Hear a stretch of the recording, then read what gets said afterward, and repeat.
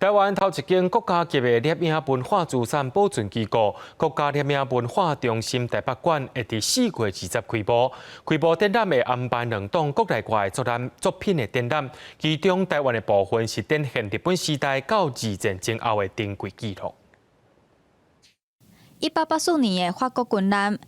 也有1875年的日月潭。这批19世纪的台湾相片是早年外国摄影师伫台湾翕的。规划展览的林鸿忠老师表示，希望透过外国人看台湾的角度来理解相片背后的权力关系。像讲19世纪的迄阵台湾的所有的摄影，拢是迄个外国人，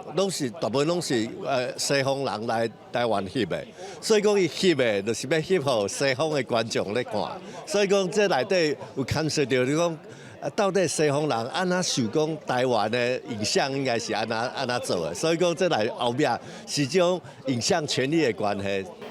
这挂珍贵的相片目前伫国家摄影文化中心台北馆展出，这座台湾头一间国家级的摄影文物保存机构，经过民间摄影界为1994年开始走踪，2015年伫文化部正式启动国家摄影资产的抢救计划。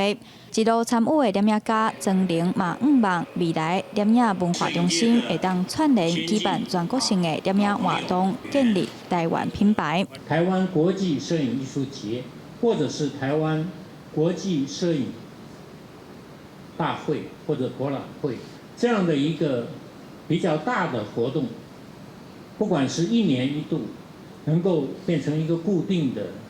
常态性的一个举办。这样以建立台湾的一个在文化上的一个重要的品牌。